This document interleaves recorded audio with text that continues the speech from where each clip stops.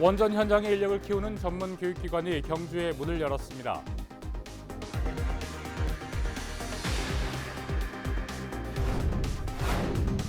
대구 노후 수도관 비율을 놓고 지역 국회의원과 대구시 간의 공방이 이어지고 있습니다.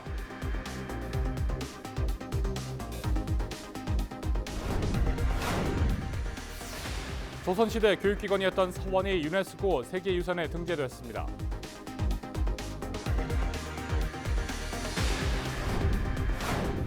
가상화폐 거래소를 운영하면서 높은 수익을 챙겨주겠다며 속인 뒤 수십억 원을 챙긴 일당이 붙잡혔습니다.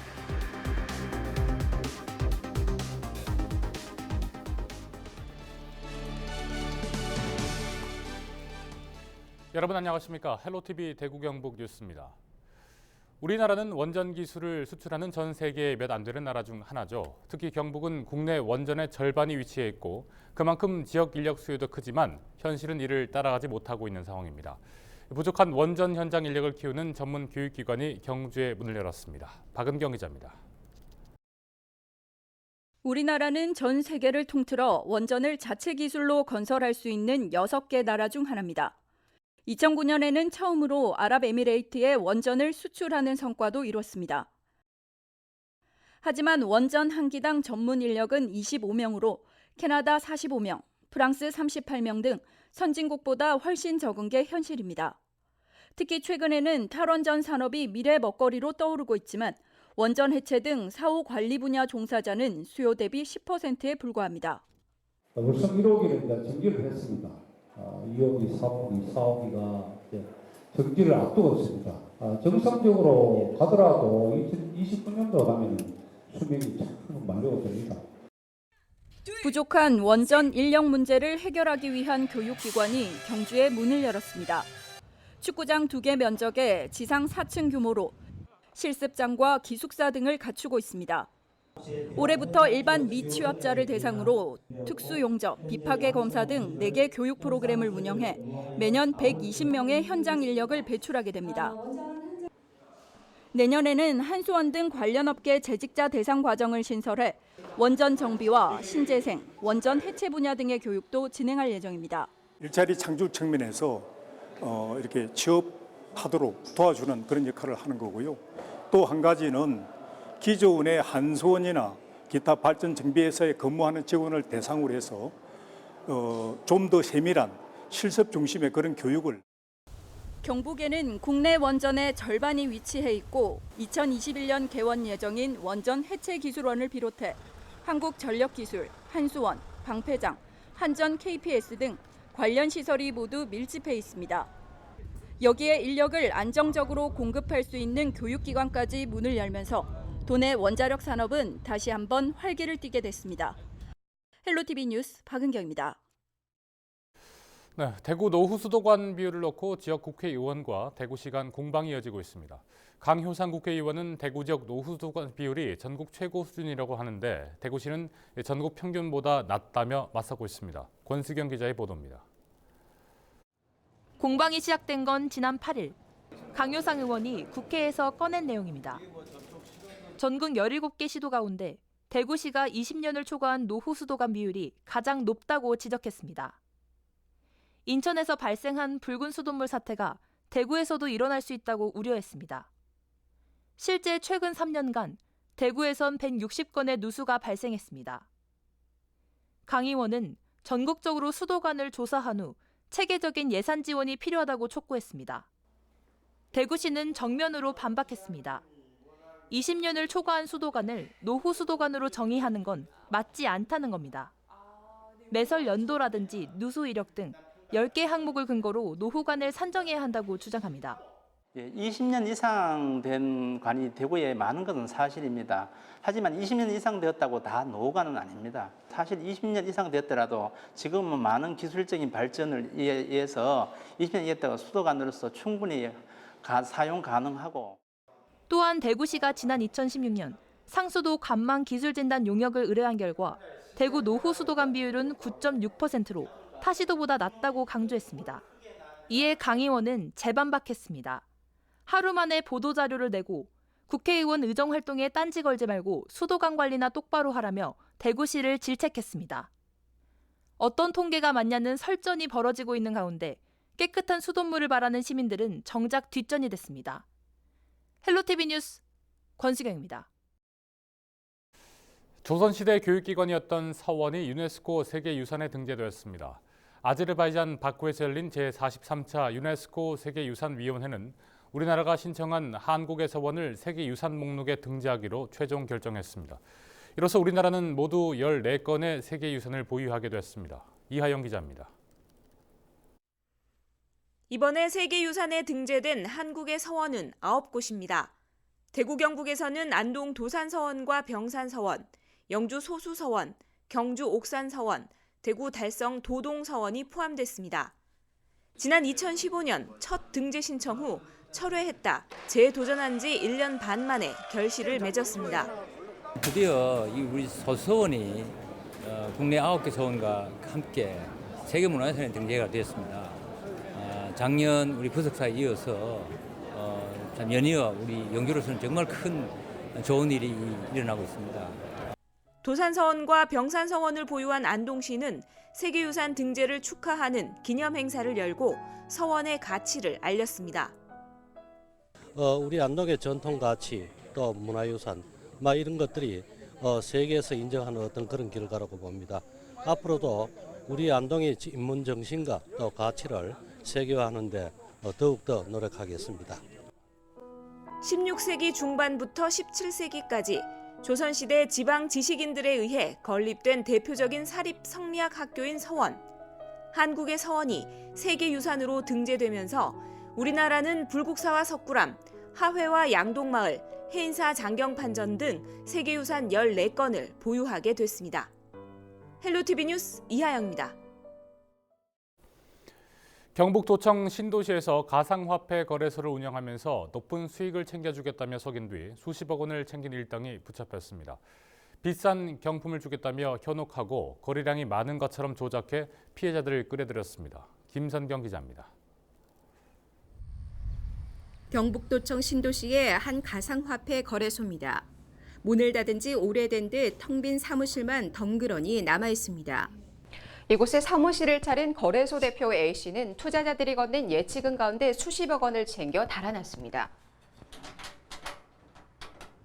사람 얼굴을 못 봤는데 차가 거의 한 일주일 단위로 바뀌어 고급차로 외제차가. 지난 2월 서울 여의도에서 설명회를 열고 투자자들을 끌어들인 A씨.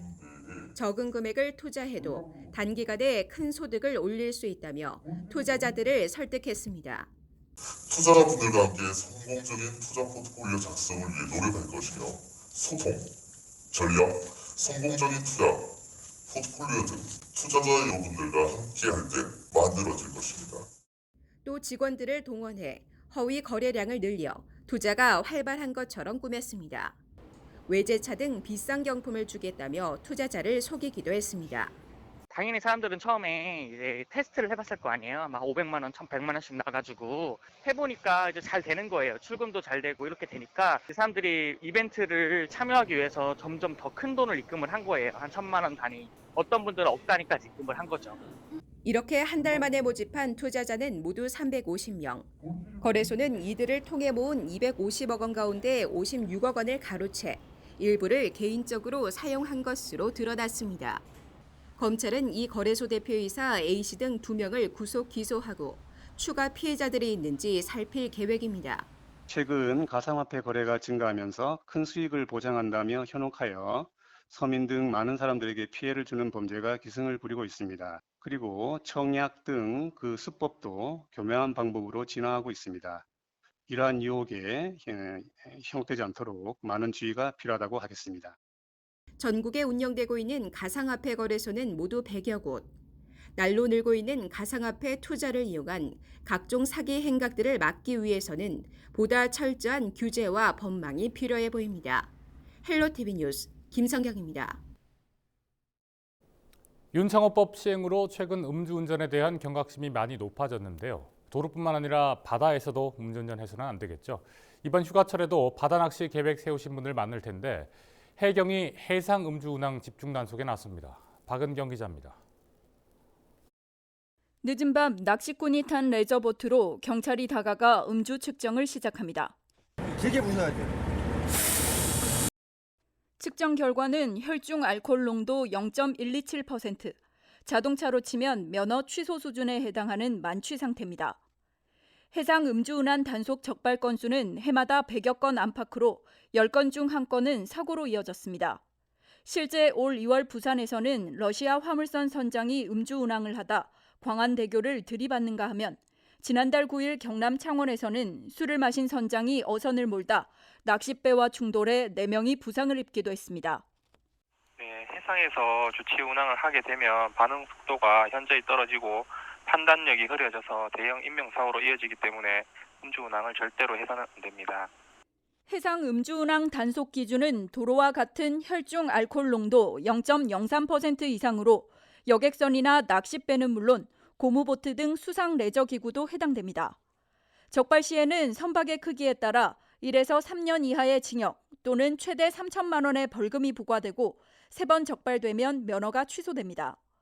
해경은 여름 휴가철을 맞아 음주운항이 증가할 것으로 보고 집중 단속에 나서기로 했습니다. 헬로티비 뉴스 박은경입니다.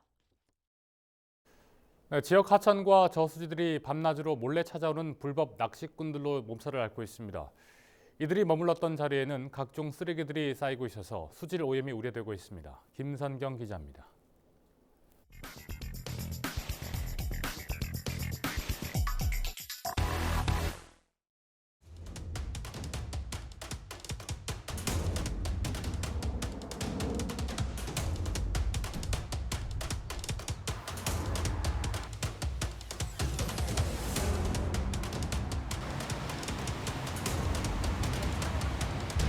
흐르는 물을 저장해뒀다가 필요할 때 사용하도록 만든 저수지, 수달 등의 멸종 위기 동물이 살고 있는 일부 하천 구간은 수질 환경을 개선하자는 목적으로 낚시 등의 활동을 금지하고 있는데요. 하지만 행정당국의 관리가 소홀한 틈을 타서 불법 낚시꾼들의 발길이 끊이지 않고 있습니다. 어둠이 내린 토요일 밤, 멀리 가로등 불빛 아래 모여있는 사람들이 눈에 띕니다. 조금 더 가까이 가서 보니 저수지 옆에 주차를 해둔 채 낚시를 하고 있습니다.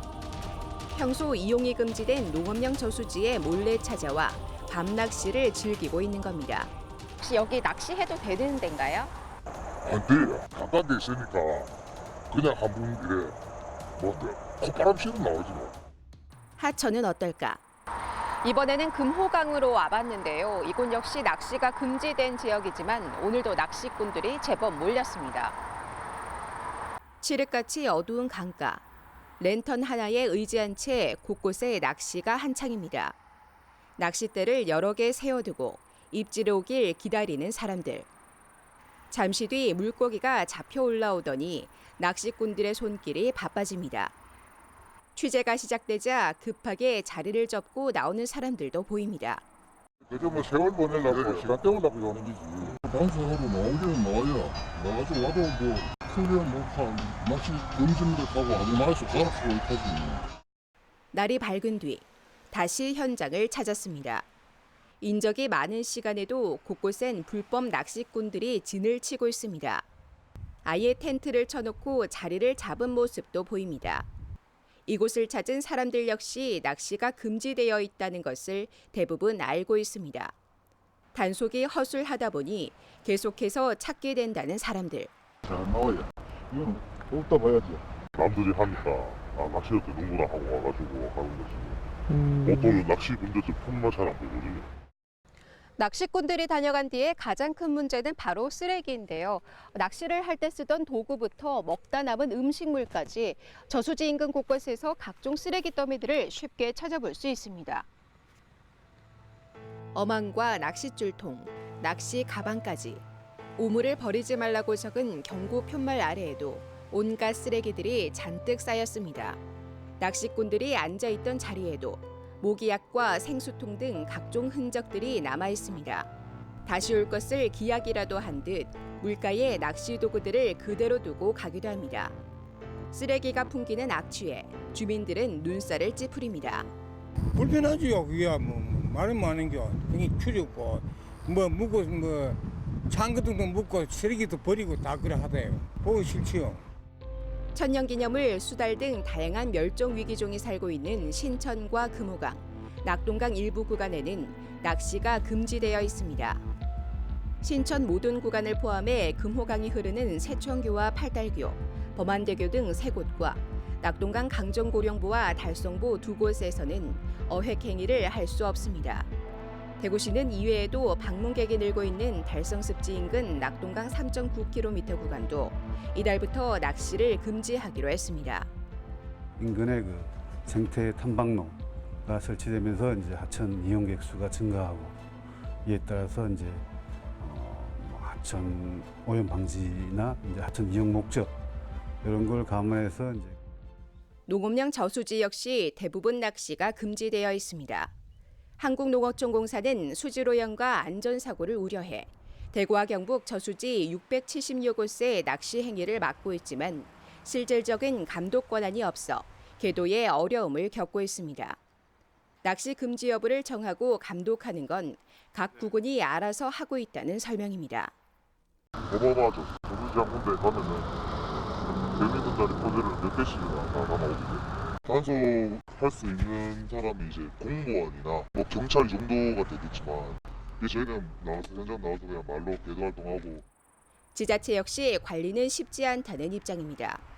단속 인력이 적은 데다 낚시꾼들이 반발이 심해 처분을 내리기가 어렵다는 겁니다.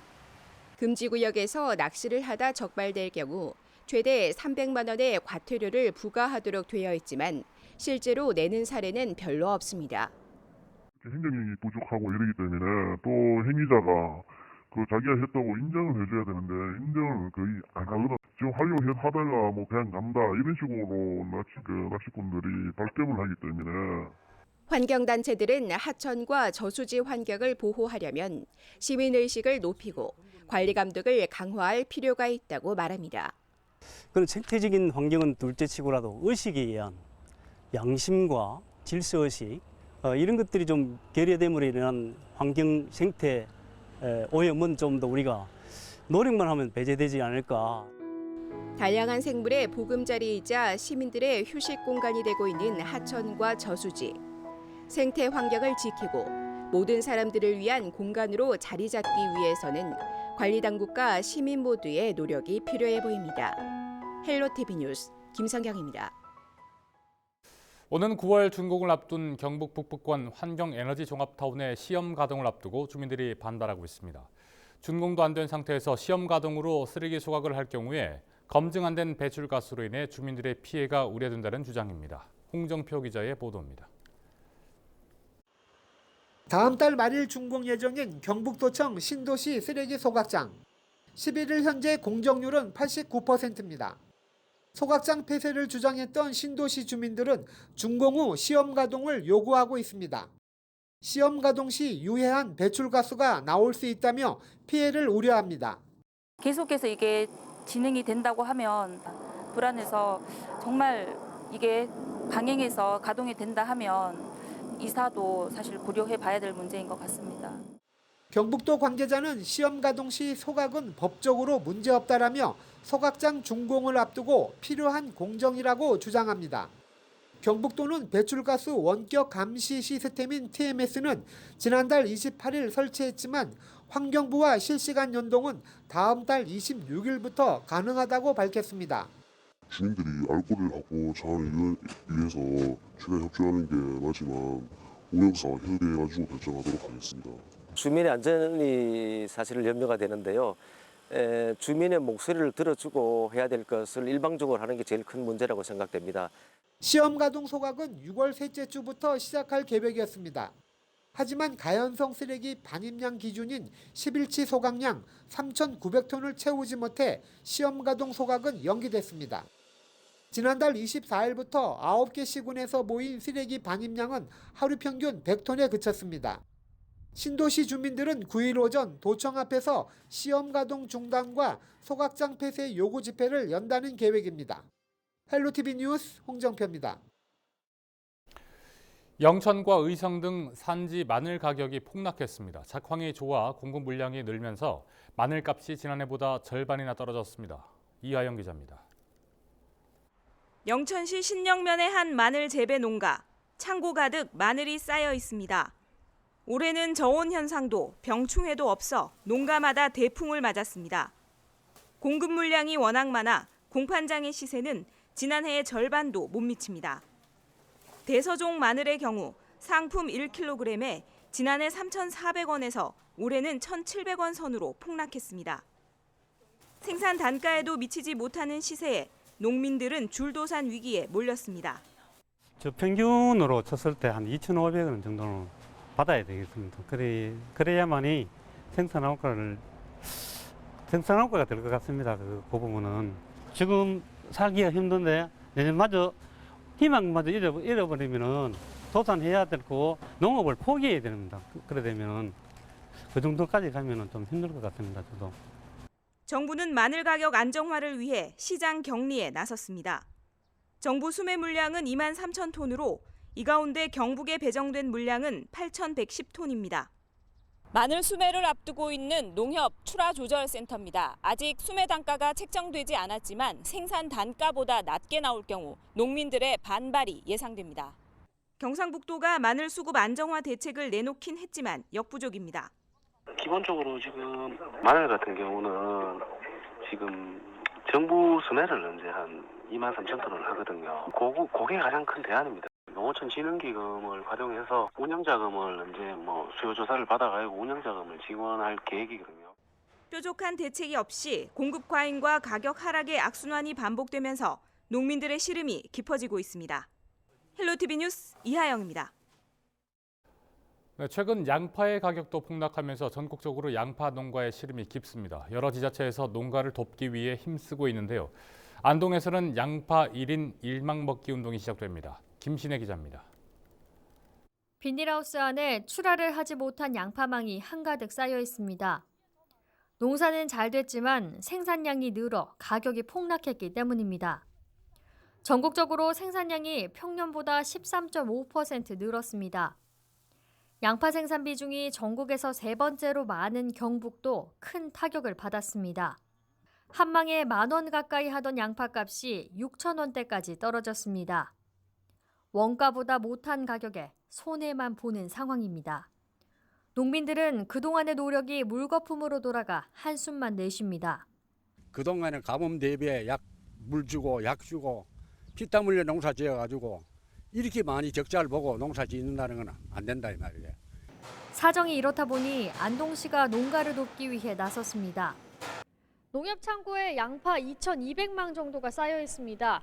안동시는 남안동 농협과 함께 시름에 빠진 지역 농가를 돕기 위해 양파 1인 1망 먹기 운동을 시작합니다. 11일부터 오는 15일까지 공공기관, 학교, 단체 등의 신청을 받아 저렴한 가격에 팔아주는 운동입니다. 곳곳에서 따뜻한 마음을 보내주고 있습니다.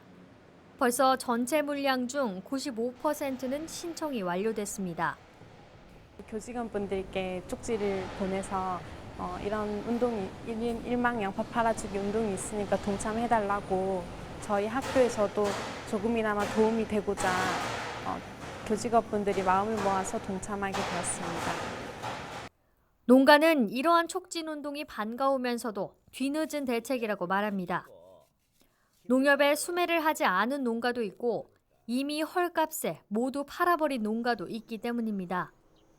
그거 안 하기보다는 낫겠지만 그게 이제 임시 효과가 있으려는가는 모르지만 결과적으로 그 사람들이 얻어먹으면 자기 다른 데서 안 사도 되는 거야.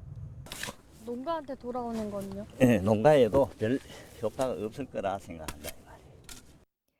양파 소비 촉진 운동에 동참하는 것이 농가의 어려움을 조금이나마 덜어줄 수 있을 것으로 보입니다. 헬로티비 뉴스 김신혜입니다.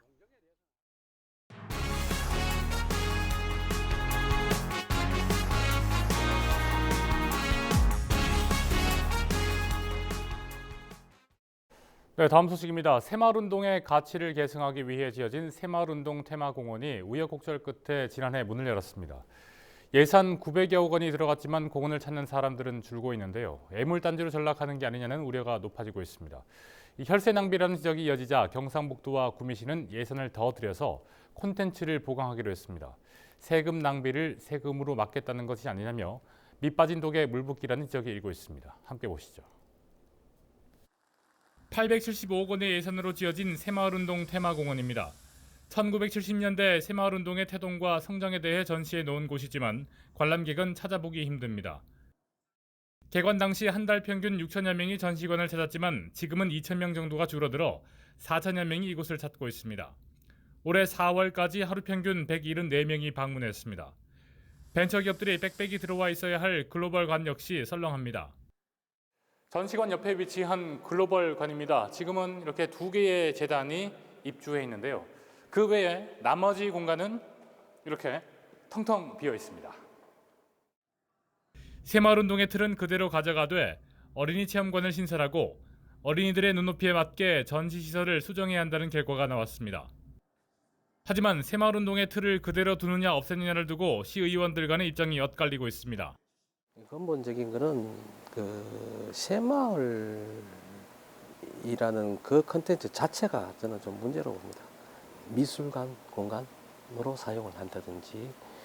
제일 중요한 건 새마을 테마공원입니다. 새마을이 제일 우선이어야 된다고 생각합니다. 새마을을 최대한 살리되 거기에 이제 제일 중요한 거는 요즘은 저희 시민들이 많이 올 수 있어야 되잖아요. 그리고 특히 젊은 세대니까. 운영 주체를 두고도 논란이 일고 있습니다. 구미시는 운영권을 경상북도에 넘기려 하고 있습니다. 인건비 등 한 해 운영비 20여억 원이 필요해 부담스럽다는 입장입니다. 시에서도 요거를 맡으려니까 예산도 많이 들고 이런 뭐 여러 가지 문제로 인해 가지고 시에서는 맞는 것은 좀 곤란할 것 같고 이제 경북도로 이제 운영권을 넘기기로 협의는 봤거든요. 경북도랑은. 확정됐다 하기에는 좀 그렇습니다. 뭐 관련 규정상은 원칙으로는 시가 운영해야 합니다. 저희들은 뭐 여러 가지 지원 방안이나 이런 것을 다각적으로 좀 검토하고. 혈세 낭비 시설이라는 꼬리표가 달린 새마을운동 테마공원에 콘텐츠가 보강됨에 따라서 어떠한 전시 시설에 들어오냐를 두고 관심이 집중되고 있습니다. 헬로티비 뉴스 전명주입니다. 네, 또 다른 사례를 살펴보겠습니다. 경북 3대 문화권 사업의 하나로 군위에 삼국유사 테마파크가 만들어졌는데요.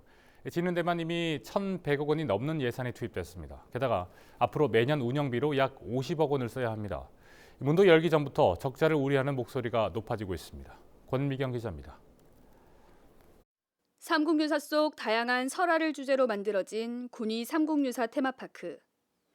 축구장 100개 면적에 전시관과 교육시설, 물놀이장, 숙박시설까지 들어서 있습니다. 공사기간 10년, 건립비만 약 1,119억 원이 들었습니다. 다음 달에 임시로 문을 열 예정이었지만 마무리 공사가 늦어지면서 개장도 차일피일 미뤄지고 있습니다. 거의 다 지어진 물놀이 시설도 올 여름에는 쓸 수 없게 됐습니다. 일정을 이제 못 잡고 있어요. 저희도. 여기 물놀이 시설이 두 군데나 있어갖고 그런 이제 임시 운영 때 한번 하려고 했는데 올해는 물놀이를 못 하는 걸로 지금. 문을 열어도 운영비가 걱정입니다. 개장 첫 해 필요한 운영비는 인건비와 관리비 등을 합쳐 약 58억 원으로 추산됩니다. 군위군은 이 가운데 약 40억 원을 운영 수입으로 충당할 계획입니다. 하지만 한 사람당 5천 원인 입장료와 체험료, 숙박비 등으로 40억 원을 벌어들일 수 있을지 미지수입니다. 적자 부담은 오롯이 군위군의 몫입니다. 개별 사업장에 직접 지원되는 건 아니고요. 홍보라든지 연계 관광 상품 개발이라든지. 공들여 지은 테마파크가 자칫 철새 먹는 시설이 되지 않을까. 개장 전부터 우려가 커지고 있습니다. 헬로티비 뉴스 권미경입니다. 네, 문제는 우후죽순 들어서는 테마파크뿐만이 아닙니다. 인구를 늘리려 대학생들에게 전입수당을 주는가 하면 목욕비나 세탁비, 대출 이자까지 지원해주는 현금성 복지가 남발하고 있습니다. 실제 복지 효과가 있는지 차치해도 열악한 지방 재정에 감당이 가능한지는 의문입니다. 박은경 기자입니다. 올해부터 상주시로 주소를 옮긴 경북대 학생들에게는 학기당 50만 원씩 최대 400만 원이 지급됩니다. 인구 10만 선이 붕괴되자 상주시가 부랴부랴 내놓은 대책입니다. 전출 인구 이런 것보다는 지금 사망 인구가 워낙에 많아가지고 전입 인구로 사망 인구를 지금 커버가 안 되는 상태지. 단기 대책인 것 맞습니다. 상주시의 재정 자립도는 15%, 전국 평균인 44%에 턱없이 부족합니다. 자체 공무원 인건비 대기도 빠듯하다는 뜻입니다. 다른 시책보다 호응이 좋다 보니 감당할 능력도 없이 너도 나도 있는 지원금은 더 늘리고 없는 지원금은 만들어서 지급하는 곳이 수두룩합니다. 영천시는 올해 첫째 아이 출산 지원금을 50만 원에서 300만 원으로 6배나 올렸고 봉화군 역시 첫째만 낳아도 700만 원이나 되는 돈을 줍니다. 재정 자립도는 각각 18%와 10% 수준입니다. 영주시는 노인 목욕비나 세탁 소비를 대신 내주는가 하면 문경시는 신혼부부 대출 이자를 무상 지원하고 있습니다. 청년수당, 농민수당도 이미 곳곳에서 도입했거나 도입을 검토 중입니다. 그 문제 해결책을 찾기보다는 손쉬운 미봉책으로 활용하려고 하는 경향이 강하기 때문에 우리가 주의해야 되고요.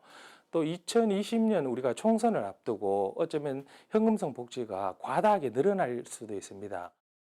지난해 신설된 전국 기초자치단체 복지정책 600여 건 중 현금성 복지정책은 400여 건으로 60%가 넘습니다.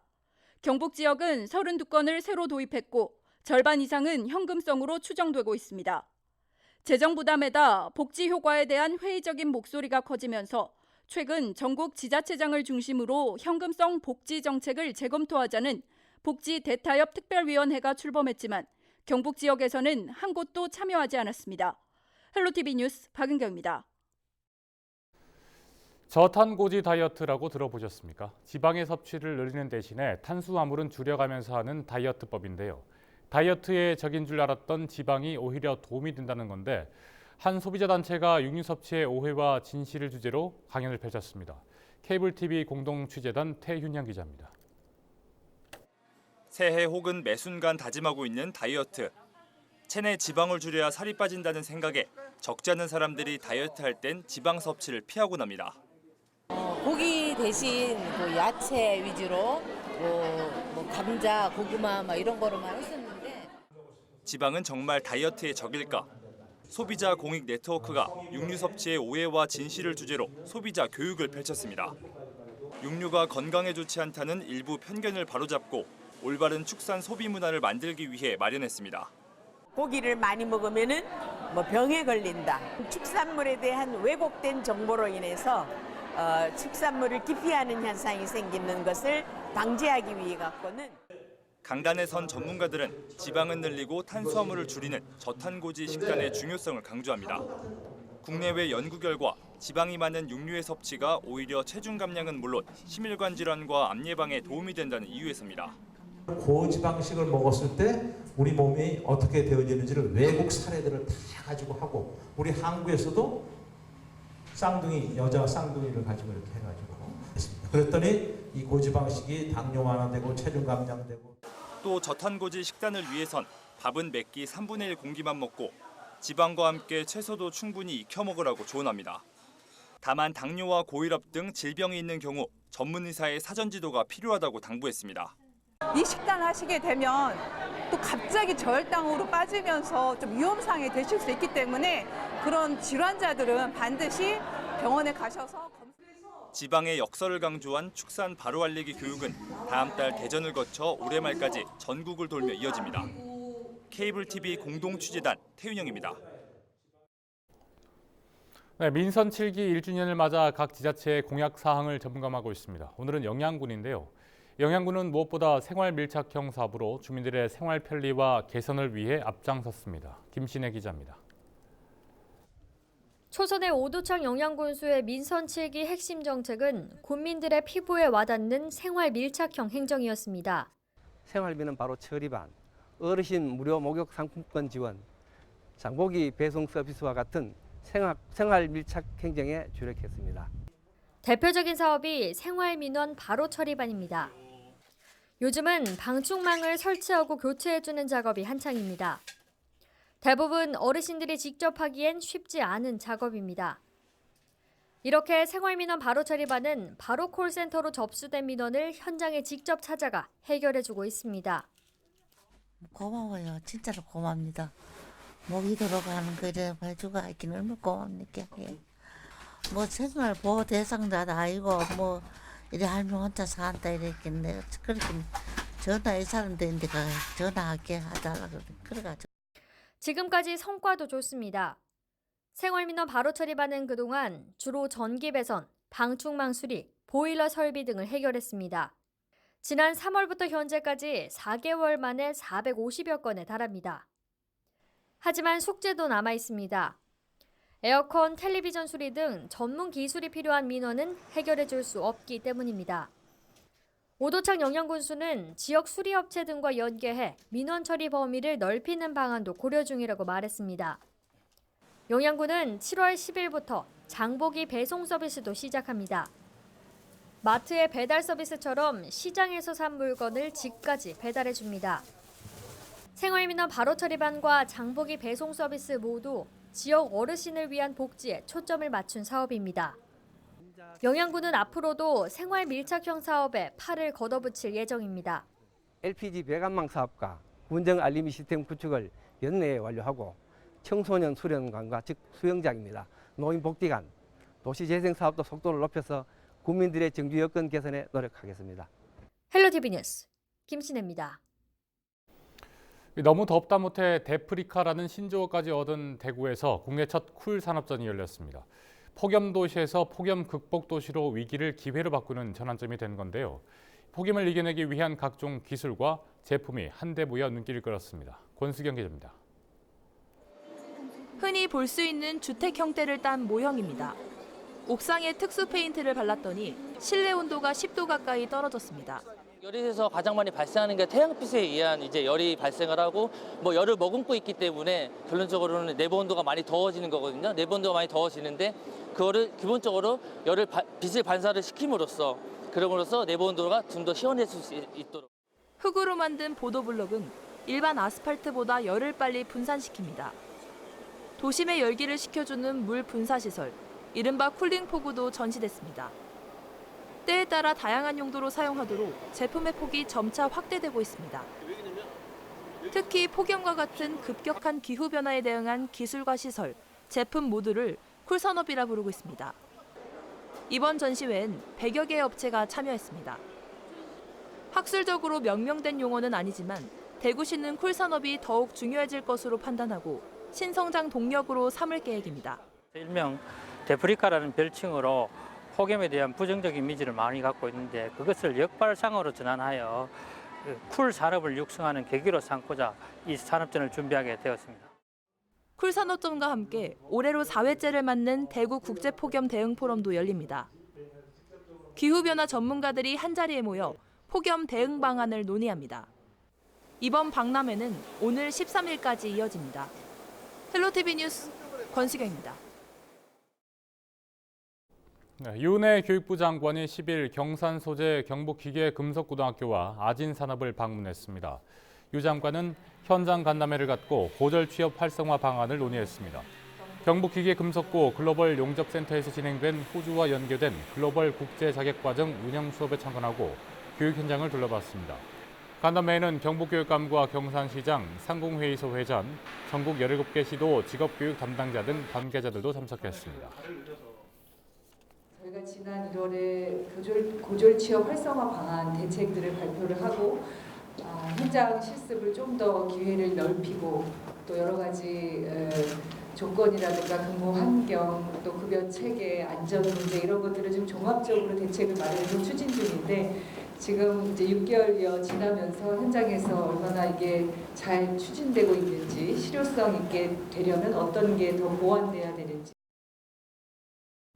대구시의회와 경북도의회가 김해 신공항 재검토 결정에 반대하고 나섰습니다. 대구시의회 통합신공항건설특별위원회와 경북도의회 통합공항이전특별위원회는 11일 공동성명서를 발표하고 김해 신공항 재검토 방침을 즉각 철회하라고 주장했습니다. 또 부산과 울산 등 경남 지역 정치권은 지역 갈등 조장을 중단하고 당초 합의에 따라 영남권 신공항 사업에 적극 협력하라고 촉구했습니다. 안동 전통문화 콘텐츠 박물관이 웅부공원과 문화공원을 생태공원으로 조성하기 위해 정비 사업을 시행합니다. 올해 1단계 사업으로 안동부 신목을 정비하고 웅부공원의 공중화장실 리모델링, CCTV와 보안 등을 증설하고 안내판 설치, 소방시설 설치를 완료할 계획입니다. 2020년 2단계 사업에서는 경관 조명 등 교체, 영가헌, 대동루, 종각의 단층을 새로 칠하고 편의시설을 교체할 예정입니다. 웅부문화공원에는 지난해 100여 건의 문화예술 행사가 열리면서 4만여 명이 방문했으며 올해 2만여 명이 찾았습니다. 청송군이 농가의 호응이 높은 농업용 드론을 이용해서 병해충을 방지하는 연시회를 열었습니다. 청송군 무인항공방지단 소속 드론 조종사가 직접 시연을 선보였으며 드론을 다양한 농작업에 활용하기 위한 의견도 나왔습니다. 농업용 드론은 3명이 1시간 동안 작업할 양을 10분 안에 할 수 있어 시간과 노동력을 크게 줄일 수 있습니다. 청송군 농업기술센터는 지난해에 이어 올해도 다음 달 15일까지 약 250헥타르를 드론을 이용해 방제할 계획입니다. 1시간 넘게 걸어서 등교를 해야 했던 그 시절 한 번쯤 들어보신 적이 있으실 겁니다. 이런 불편을 없애기 위해 요즘 시골 학교에서는 스쿨버스를 운영하고 있는데요. 디지털 교과서와 드론 등 첨단 수업 도구도 사용하면서 시골 학교에서 첨단 학교로 변화하고 있습니다. 클릭 뜨는 학교, 오늘은 영양석 포초등학교를 찾아가 봤습니다. 영양석포초등학교 그때 그 시절 함께 보시죠.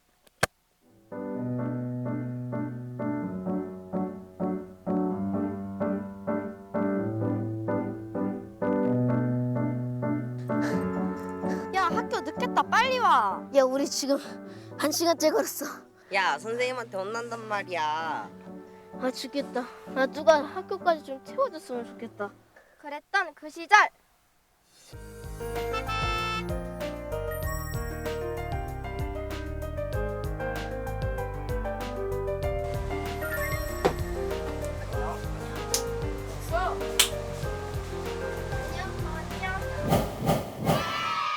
야, 너는 가방에 뭐가 들었길래 그렇게 빵빵해? 당연히 책이지. 학생은 책을 들고 다녀야지.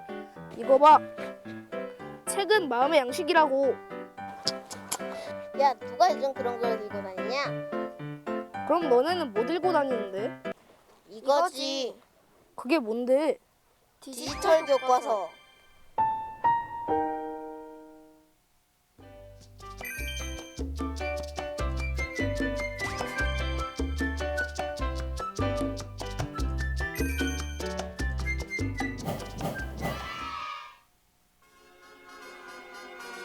지금까지 이런 학교는 없었다. 디지털 교과서에 이은 또 하나의 혁명. 드론, 우린 드론도 날릴 수 있다고요.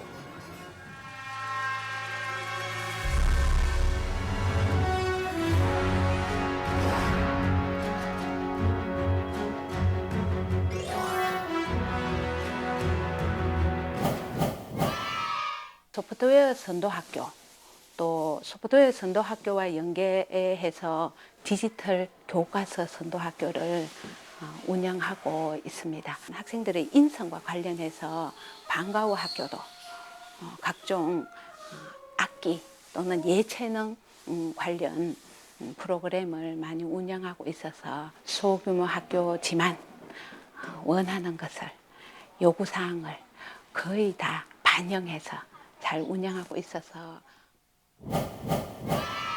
야, 학교 늦겠다. 빨리 가자. 야, 좀 쉬다 가자. 우리 1시간째 걸었어.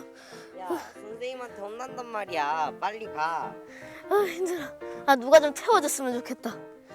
그러면 카메라 보고 이게 뭔데 하면은 디지털 시작. 우리는 이거지. 이거지. 이게 뭔데? 이게 뭔데? 그러면 디지털 교과서. 드론. 드론. 드론. 이거.